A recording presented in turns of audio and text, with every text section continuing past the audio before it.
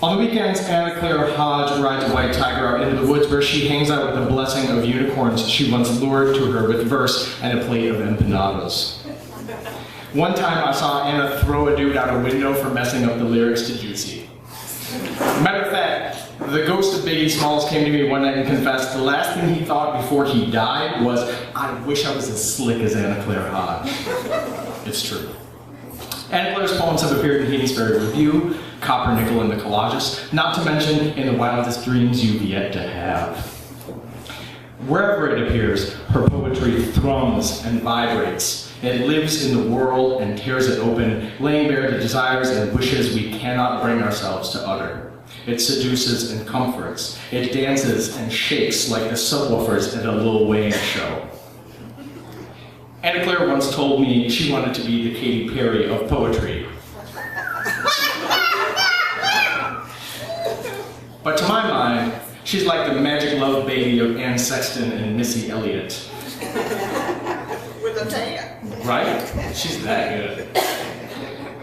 Please welcome one of my favorite poets and one of my favorite people, Miss Claire Hodge.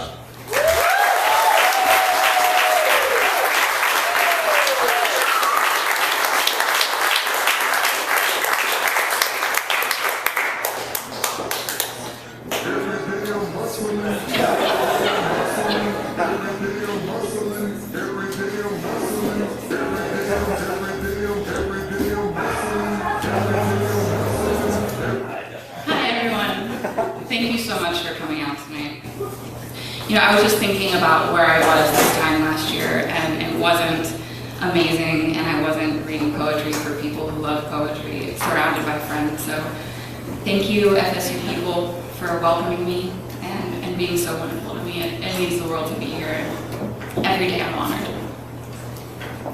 I don't know if any of you read Glamour magazine, but they have a recipe called engagement chicken, where if you make it for your boyfriend, he'll propose really soon. I kind of came up with my own version, and it's a pasta with sauce made of strawberries. And if you make it for a dude, he'll totally tell you he loves you that night. Sauce. Made of strawberries and other things not worth mentioning.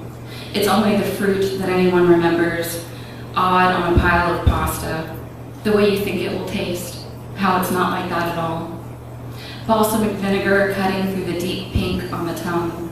Shavings of pecorino drifting onto the plate like dollar bills onto a king-sized bed.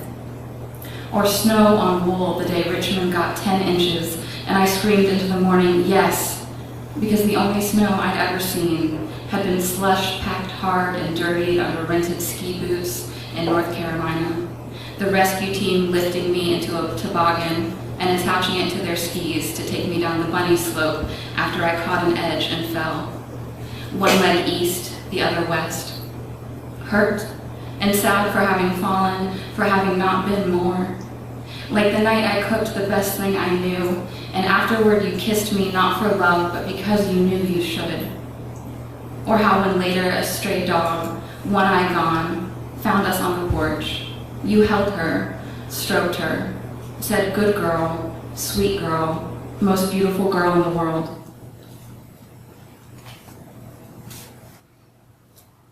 When I was growing up, my mom used to tell me these insane stories about all these crazy things that would happen to her where she cheated death in these really like Southern Gothic crazy ways. And only later was I like, that shit happened? Are you immortal? And I'm beginning to think she is. And she's also here tonight, so y'all be nice to my mom. She did it from her mom. This is called The State with the Prettiest Name. And there's an epigraph from Elizabeth Bishop. 30 or more buzzards are drifting down, down, down over something they have spotted in the swamp, in circles like stirred up flakes of sediment sinking through water. I still wait for the call to prove your frailty, lungs mutinied from years of smoke or a sleep too dark to rise from. The first was a truck half sunk in an irrigation canal. Only a child then, you'd put the thing in gear as it sat idling on the edge of the sugarcane fields, while your father walked into those stalks, taller than most men, to see about something. The truck rolled backward into the muck, and the water reached the roof before the field hands saw. They ran, leapt into that tiny river to pull you from a half-opened window, scraping your belly on the edge of the glass.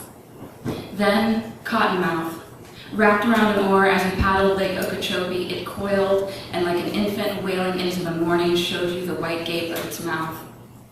Your brother smacked the oar on a swell of the bass boat's side, just as you, years later, would swing your head against the bedroom wall as the encephalitis took hold. Your brain nearly burst through its fences. Years move, curved by threat. A car you drive is eaten by flames from a flicked cigarette. Under the porch, a man with a knife makes his home. Our state is persistence, and like mangroves after a hurricane, it works to flatten. Soon, I know, this swamp will quit its chasing, won't find you, camouflaged in these relentless tangles of blonde.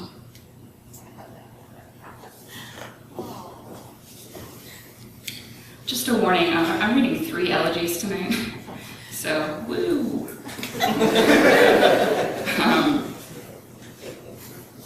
This is Daylight Savings Elegy, and it's for my friend Ben. Your family photographed you sometimes as you slept, wanting to capture something rare, like the bison that crossed their path on a trip out west. Your mother grabbing for her camera, or your foot slipping from its hold as you rock climbed. Your rest was slack-jawed, all blonde curls flattened, cushioning a mind like an attic papered over. Lists, incensed letters to foreign embassies, charts and graphs so clear in the grip of your mania, but later you couldn't explain. As the days shortened, light waned, you began to see gray, hid from me. Your silent evenings away, I wrapped my limbs in water, in wine, arms pressed to the sides of a claw-footed tub, willing you back to me, holding my body down. But there are still moments I've yet to fathom, though you're 1 month dead, 3 weeks ash. Like why our last night together, you held the plastic shotgun attached to the bar's hunting game and said, it's only a sport if you stalk the animal, creep through the brush like an Indian before killing it. Then I had placed my ear to the ferns that line my walk, to the refrigerator's hum, to the tight stitches of a blanket you clutched as you slept and slept, as if storing up rest for a trip, an itinerary you'd yet to share. I listened, heard nothing but leaf, chill, violet silk on violet silk. My own lists appear, food and wine for the party your sister will attend. Hurricane lamps filled with ornaments, silver orbs that reflect each place you stood. I will show her the couch where you curled that week, toes tucked beneath you like a child. We'll say he was here, then here. This afternoon I cleaned house for the guests that will soon fill my rooms. Saw in the air the trails of their sure-to-spill martinis, champagne, like the arc of bullets, of blood. The vacuum caught on the pool of dried candle wax that pooled on the rug the night I rose to snuff the flame, and you said, let it burn.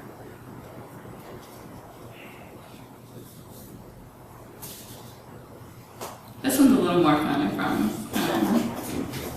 So obviously I'm a huge hip-hop fan, and often it finds its way into my poems.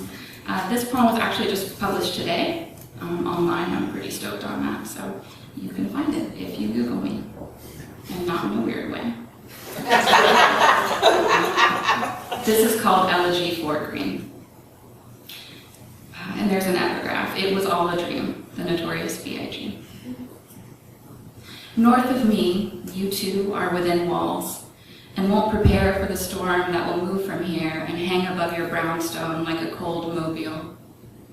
Unlike me, you don't stand in line for beer and bread, like tired parents in the grocery, who on their hips balance children swallowed by parkas, like Lil' Kim and her black mink, who wailed watching Biggie's funeral procession. She reached out desperately toward the limousines crowned by wreaths that snaked down your street in Bedford-Stuyvesant more than a decade ago. When you passed your window, Do you glance down and for a moment think of the neighborhood boys holding dollar bills over candles purchased from the bodega as the oversized coffin passed in its hearse? Their tribute to his childhood boasting. One day he'd be rich enough to earn money. The dollars, then the boys turned to smoke. It was, in fact, all a dream. So you return to your books, count them in case of a wind that might lift and steal a prized copy, read again a chapter that always made you weep, or open a can of beans and forget them on the counter for a game of online chess. Probabilities swirl above you like hallucinations, like the spectacle of neon my first night in Atlantic City. In that suit at the Tropicana, you were really something, and taught me just what to do. Always double down and triple stack. Play the dozens, tip the dealer. Order Long Islands to get your money's worth, but keep them off the felt. And if you win a black chip, call it a night. Never forget to bet on zero, because when you forget is when it hits.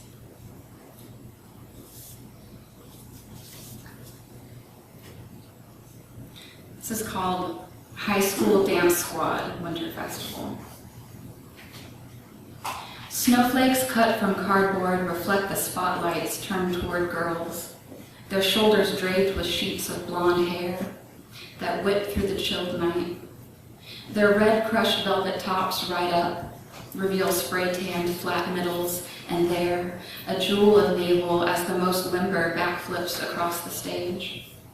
A piped-in singer whines, "Girl, the way you movin' got me in a trance." Some of these men sipping beers in lawn chairs are their fathers, who merely admire, hold aloft their video cameras. Some, like us, gawk awkwardly. I hate them, their youth, the slim line of their legs. Because once I slung a studded belt around my hips, strung combat boots with laces the bright pink of lip gloss I'd learned to apply the next year. Tanning bed, peroxide, a silver bracelet that read, "Return to Tiffany and Company." Then praise for 20 pounds gone. But I wish them stretch marks. Predict which of the dancers will give a blowjob behind the funnel cake stand, which will get pregnant. How easy to forget my mother's silence when I told her I was no longer alone in my body. The blue diamond of Valium she palmed to me in the clinic parking lot.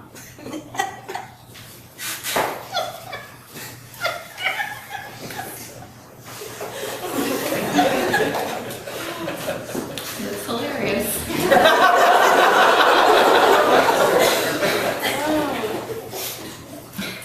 For the record, I know them, so they can.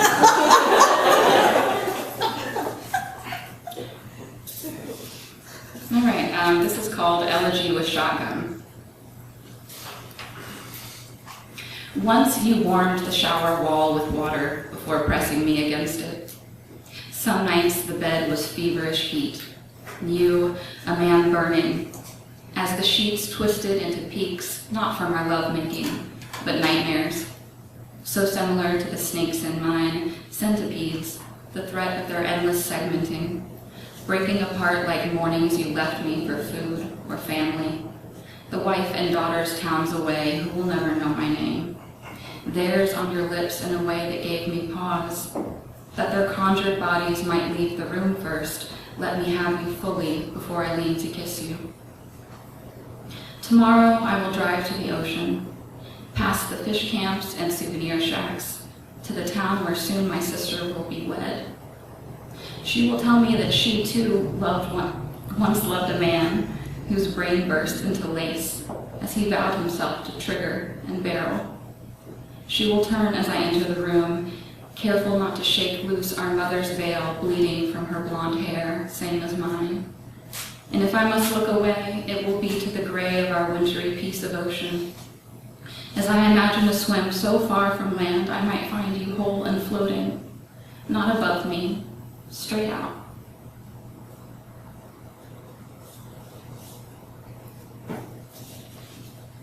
All the women in my family are strangely obsessed with Prince William and Kate Middleton. So much so that my mom and I flew to Atlanta to be with my older sister, and we got a hotel suite and stayed up all night.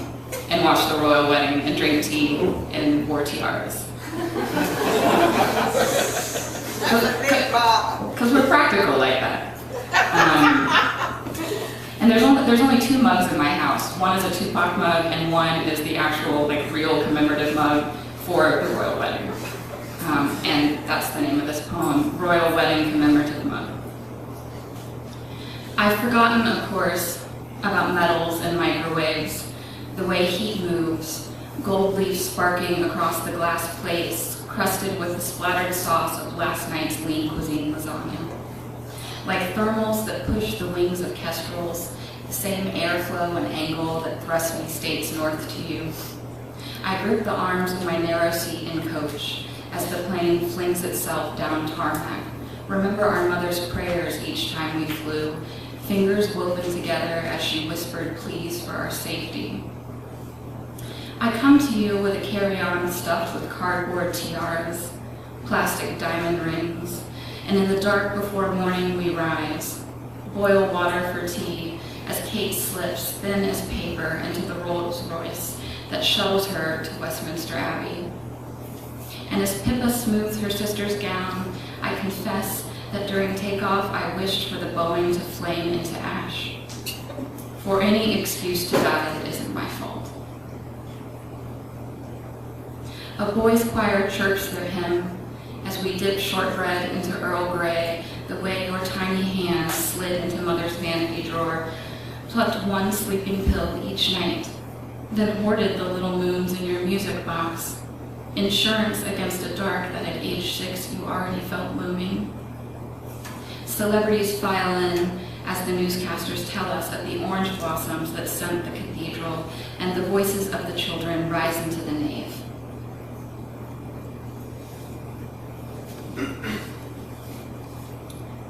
Before I end, I just want to say thank you again so much for everyone that came out. It's really nice to see all your faces out there. And I forgot to thank John for his amazing intro and walk-on music, so thank you. Cracker Barrel New Year's Day. What does it matter that I don't know the time here, where the sky is a muted gray somewhere past the Mississippi state line? Have we lost that extra hour pushing between time zones? Like the drunks on Bourbon Street we shouldered through last night as fireworks opened like orchids into the dark above the French Quarter. As tequila burned bright in our throats, moments after screams of 2, 1, happy into the night. And we whispered half-lies into each other's collars. The waitress sighs when I ask, please, no bread, and glances at my designer purse heavy with gold hardware hung on this wooden chair.